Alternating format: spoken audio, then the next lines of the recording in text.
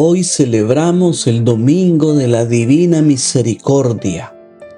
Jesús muestra su gran misericordia haciéndose cercano y disipando el escepticismo de Tomás para encaminarlo a la fe. Escuchemos las lecturas y reflexión de hoy, 12 de abril, segundo domingo de Pascua. Primera lectura tomada de Hechos 2, 42 al 47.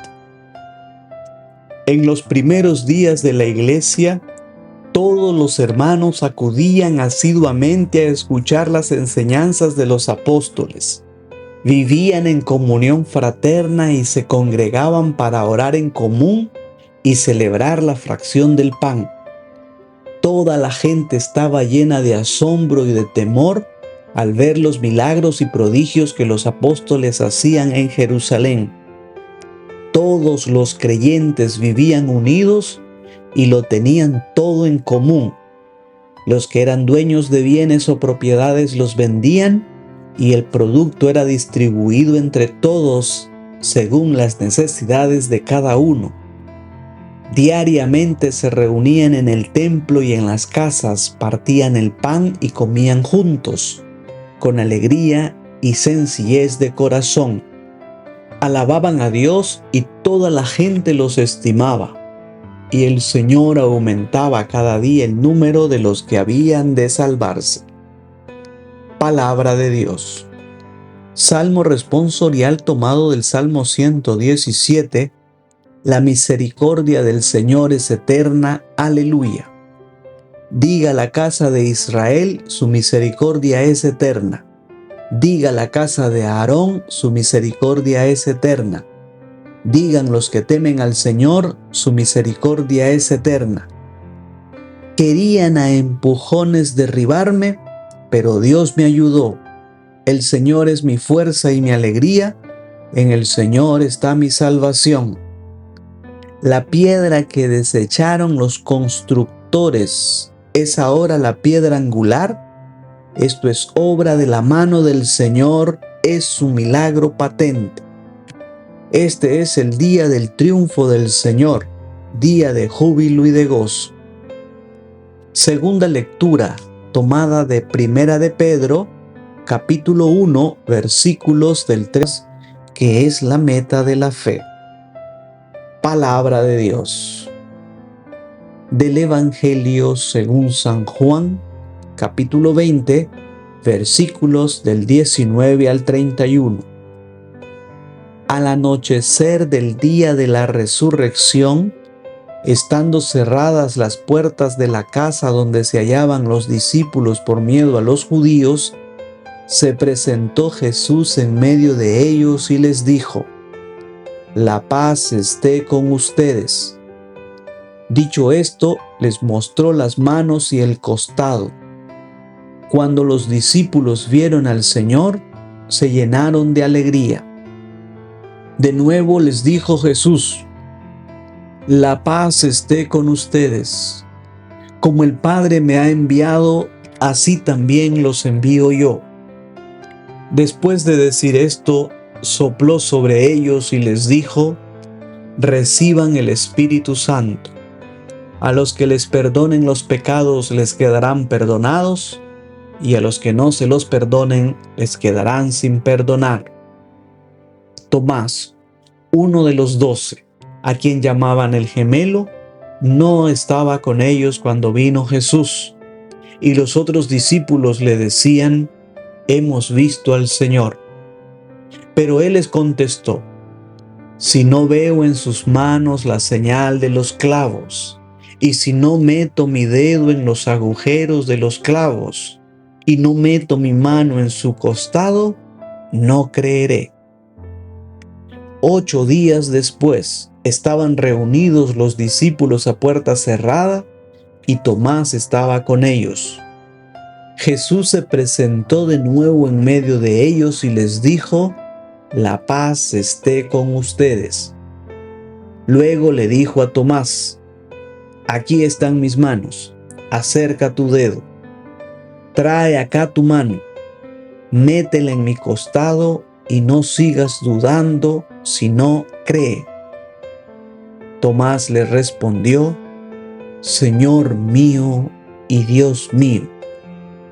Jesús añadió: Tú crees porque me has visto. Dichosos los que creen sin haber visto. Otros muchos signos hizo Jesús en presencia de sus discípulos, pero no están escritos en este libro. Se escribieron estos para que ustedes crean que Jesús es el Mesías, el Hijo de Dios, y para que creyendo tengan vida en su nombre. Palabra del Señor. Exégesis del pasaje evangélico. Tras la ejecución de Jesús, el grupo de sus seguidores se encontraba en una situación de extrema vulnerabilidad. La mención de las puertas cerradas por miedo a los judíos es una descripción gráfica de esa realidad, pero también del trasfondo sociopolítico de la época. Por el delito que fue condenado Jesús, ser rey de los judíos, sus seguidores eran considerados cómplices potenciales de una revuelta mesiánica y por tanto objetivos de una feroz persecución. Los discípulos no solo estaban atemorizados, estaban con una amenaza legal de arresto y posible ejecución. Esta atmósfera de terror es el sustrato sobre el cual irrumpe la figura de Jesús resucitado. Nuestro texto ubica el acontecimiento en el atardecer del día después del sábado, o sea, el de la resurrección. Los discípulos tienen las puertas cerradas por miedo a los judíos, pero eso no es una barrera para el cuerpo glorificado de Jesús. De esta manera, se nos revela la naturaleza de su cuerpo glorioso. No es un fantasma. Puede comer, ser tocado, pero tampoco es un cuerpo puramente físico. No está sujeto a las leyes del espacio y del tiempo. Jesús saluda diciendo: paz a ustedes. En el contexto de los discípulos traumatizados por la pasión y temerosos por las represalias posteriores, esa paz es la paz mesiánica que restaura la integridad del ser. En la Sagrada Escritura, lo contrario de la paz no es la guerra, es el miedo. Por eso Jesús borra el miedo dando el don de la paz. Después de esto, dice el texto, les mostró las manos y los pies. Esto no es un adorno narrativo, es la identificación de Jesús y su relación entre el cuerpo crucificado y el glorificado. Juan es el único evangelista que menciona específicamente la herida del costado, un detalle que ha resistido el escrutinio de la medicina forense contemporánea y la arqueología de la crucifixión. Hay quienes sostienen que los cuerpos de los crucificados eran solo amarrados y no clavados. Pero en 1968 se dio un hallazgo del esqueleto de un hombre crucificado en un lugar de Jerusalén llamado Givat HaMiztar, y se encontró el cadáver de un hombre crucificado en el siglo I, y su hueso del talón estaba atravesado por un clavo de hierro.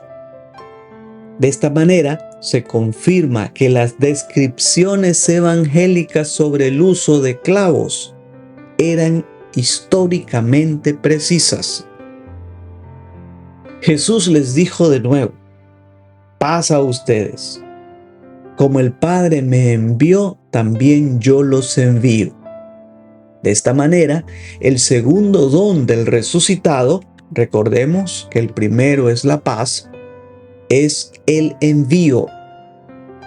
En el mundo judío, el enviado de una persona es como la persona misma. Se establece una cadena misionera: el Padre, Jesús, los discípulos, y se deja claro que la misión no es una iniciativa humana, sino una delegación divina. Dicho esto, dice el texto bíblico, sopló sobre ellos y les dice: reciban el Espíritu Santo. El soplo evoca el Génesis, donde Dios sopla aliento de vida en Adán. Es el momento de la nueva creación.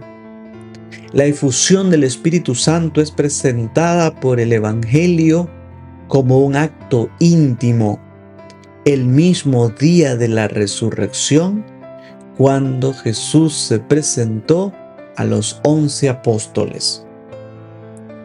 Con el don del Espíritu Santo viene la facultad de perdonar los pecados.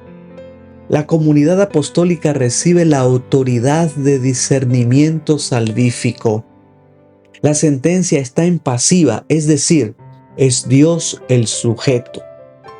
A quienes ustedes perdonen los pecados, les quedarán perdonados. ¿Por quién? Por Dios. La comunidad recibe el poder de declarar quién está en comunión con el evento de la salvación y quién se autoexcluye por la incredulidad. Luego sigue el episodio paradigmático de Tomás. Él no estaba con la comunidad de los 11 cuando Jesús se apareció. Lo apodan Dídimo, gemelo. Algunos creen que por su tendencia al doble ánimo, pues su ausencia con la comunidad del primer domingo ha sido interpretada como un signo de su temperamento melancólico o de su aislamiento por el dolor. Como es natural, los otros discípulos le comparten la experiencia de la aparición de Jesús, a lo que Tomás contesta: si no veo en sus manos la señal de los clavos, y no meto mi dedo en el lugar de los clavos, y no meto mi mano en su costado, no creeré. Su demanda es técnica. Quiere verificar la identidad física del cadáver que él sabía que estaba en la tumba. Tomás no es un incrédulo. A menudo se confunde esto. Tomás es un escéptico, pues condiciona su credulidad a la evidencia de los hechos para evitar caer en la posibilidad de una ilusión colectiva. 8 días después, estaban los discípulos otra vez reunidos. Esto marca ya una sugerencia que desde el primer domingo de la resurrección, la comunidad cristiana se reunía cada domingo. Otra vez están con las puertas cerradas, pero no hay mención del temor. Jesús nuevamente se presenta en medio de ellos y los saluda con paz a ustedes. Luego dice a Tomás: trae aquí tu dedo y mira mis manos. Trae tu mano y métela en mi costado, y no llegues a ser incrédulo, sino creyente. Jesús muestra conocimiento pleno sobre las dudas de Tomás y repite sus mismas palabras, las que él puso como condición para creer. Es importante captar lo que Jesús dice a Tomás. No le dice incrédulo, le dice: no llegues a ser incrédulo, sino llega a ser creyente. Tomás no es ninguna de las dos cosas. Él está en proceso. no está definido aún. Por eso Jesús está dispuesto a hacer todo lo que Él necesita para que no llegue a la incredulidad, sino que llegue a la fe. Por eso la invitación a tocar las heridas es el clímax del realismo del pasaje. Tomás no se acerca a tocarlo y a hacer lo que ha puesto como condición para creer, sino que responde con la confesión de fe más elevada de todo el Nuevo Testamento: Señor mío y Dios mío. Las pinturas a menudo nos presentan a Tomás tocando y metiendo los dedos en las llagas, pero eso es contrario a lo que nos dice el texto bíblico. Tomás no necesitó tocar. Él no solamente reconoce que Jesús vive, sino que reconoce también su divinidad absoluta. Históricamente, esta declaración sitúa al cristianismo en un conflicto directo con el culto al emperador, al atribuir a un Galileo ejecutado los títulos más excelsos de la deidad. Es el eco final del prólogo del Evangelio que nos ha dicho en el capítulo 1, versículo 1, el Verbo era Dios. Jesús le dice: porque me has visto, has creído. Dichosos los que no han visto y han creído. Esta es la bienaventuranza de la iglesia futura. Jesús valida la fe mediada por el testimonio escrito y apostólico. La fe no se basa en una visión ocular perpetua, sino en la acogida del testimonio de aquellos que sí vieron. Históricamente esto marca la transición de la era apostólica a la era de la iglesia. Como un epílogo, el Evangelio reconoce la selectividad de su obra. Muchos otros signos hizo Jesús que no están escritos en este libro. El Evangelio no es una crónica minuciosa de todos los hechos que hizo Jesús, sino que está hecho con un fin: la conversión y el sustento de la fe. Ahora te propongo 3 puntos para tu meditación. Primero, busquemos gestionar la incertidumbre con paz interior, que es un don del resucitado. El miedo quita la paz. La paz que ofrece Cristo no es ausencia de problemas, sino la seguridad de que Él está presente. Cuando sintamos ansiedad, repitamos este saludo de Jesús como un mantra: paz a mi corazón. No dejemos que el miedo dicte nuestras decisiones. Número 2. Dudar es parte del proceso de crecimiento de la fe. No hay que tenerle miedo. A veces las dudas son la prueba de la fe que es acrisolada por el sufrimiento, como dice la segunda lectura.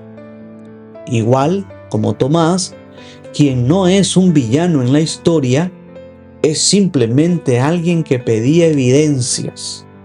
Jesús no lo expulsa, sino que lo invita a tocar sus heridas. No reprimamos nuestras dudas de fe. Usémosla como un trampolín para buscar respuestas más profundas. Una fe que no se cuestiona, a veces es una fe que no ha crecido. Seamos honestos con Dios sobre lo que no entendemos. Número 3. En la primera lectura vemos a la comunidad primitiva compartiendo no solo bienes, sino la vida, la enseñanza, el pan, la oración. Hoy vivimos hiperconectados digitalmente, pero más solos que nunca. El reto es rescatar la presencia física, como Jesús que se presenta en medio de sus discípulos. El fomento de la fraternidad es un fruto de Jesús resucitado. ¿Y a ti? ¿Qué te dice la palabra de Dios hoy? Compártelo en los comentarios. Recuerda que a través de él, Dios puede tener un mensaje para tus hermanos. Dios te conceda un feliz domingo y la bendición de Dios Todopoderoso, Padre, Hijo y Espíritu Santo, descienda sobre ti y tu familia y te acompañe siempre. Bajo la protección de nuestra Madre, la Virgen Santísima, nos quedamos en la paz del Señor. Si te ha gustado este video, dele like, suscríbase para que pueda recibir nuestras próximas publicaciones y ayúdanos a compartir esta página. Recuerda que evangelizar es una expresión del amor. Viralicemos el bien. Dios te bendiga.